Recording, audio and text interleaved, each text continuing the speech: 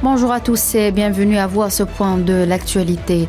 Plusieurs Palestiniens sont tombés en martyrs et d'autres ont été blessés dans la bande de Gaza au cours de ces dernières 24 heures dans une série de bombardements menés par l'armée de l'occupation au 88e jour de l'agression sioniste contre l'enclave palestinienne. Diverses zones de la bande de Gaza ont fait l'objet mardi à l'aube d'une série de raids d'avions, de combats et de drones, ainsi que des bombardements d'artillerie sioniste causant d'énormes dégâts. Par la suite, 4 Palestiniens sont tombés en martyrs dans des affrontements avec les forces sionistes qui ont pris d'assaut le village d'Azoun à proximité de la ville de Kalkilia dans le nord de la Cisjordanie en tirant des balles réelles, des grenades assourdissantes et des gaz lacrymogènes.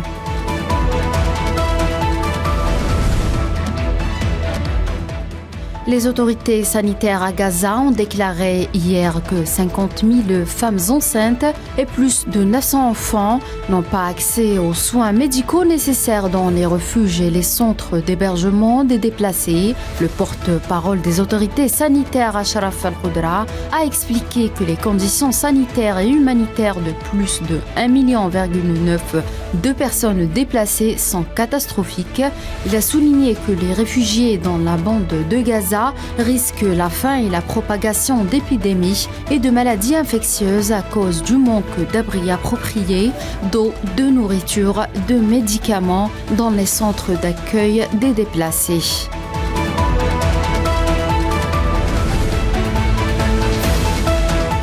Le prisonnier palestinien Abdelrahman Bassim El-Bahch, âgé de 23 ans, est tombé en martyr dans une prison de l'entité sioniste. Il a été arrêté en juin 2022 avant d'être condamné à une peine de prison pour des infractions sécuritaires, a rapporté l'agence de presse palestinienne Wafa.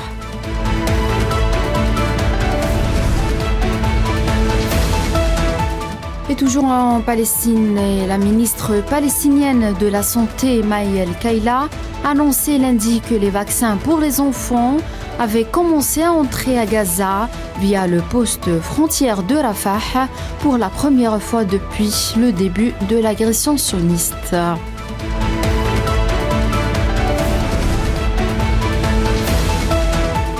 Et dans l'actualité internationale également, l'Éthiopie et le Somaliland a signé un accord historique permettant à l'Éthiopie d'avoir un accès à la mer via un port situé sur le territoire de cette région séparatiste de Somalie, ont annoncé lundi les autorités d'Addis Abeba. L'accord ouvrira la voie à la réalisation de l'aspiration de l'Éthiopie à sécuriser son accès à la mer et à diversifier son accès aux ports maritimes, explique un communiqué des services du Premier ministre éthiopien Abiy Ahmed sur la plateforme X.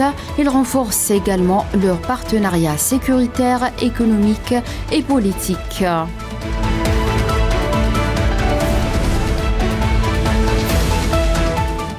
Et au Niger, le Premier ministre nigérien Ali Mahaman Lamine Zein a donné lundi à Agadez le coup d'envoi de concertation régionale, prélude au dialogue national inclusif, devant notamment fixer la durée de la transition. Et le chef du gouvernement de la transition a assuré à la télévision publique nigérienne que le dialogue national démarrera très bientôt et a exhorté ces débats régionaux à être les plus consensuels et inclusifs possibles.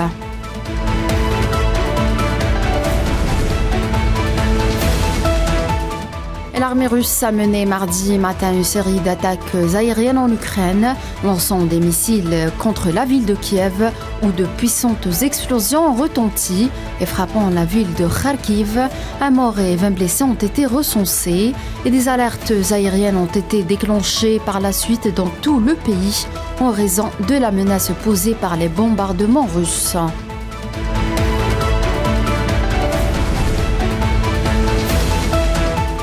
Au Japon, le Premier ministre japonais Fumio Kishida a déclaré ce matin que les puissants et nombreux séismes qui ont secoué le centre du pays, dont un d'une magnitude supérieure à 7, ont causé de nombreuses victimes et des dégâts matériaux importants.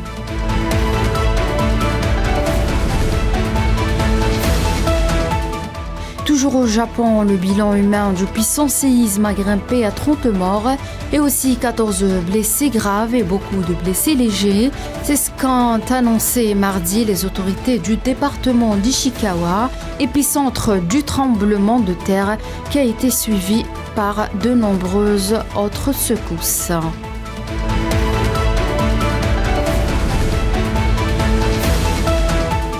Le chef de file de l'opposition sud-coréenne Lee Jae-myung a été poignardé sur le côté gauche de son cou et s'est effondré sur le sol en sang après l'achèvement de sa visite au site d'un nouvel aéroport. Lee marchait dans la ville portuaire entouré des journalistes qui répondaient à leurs questions.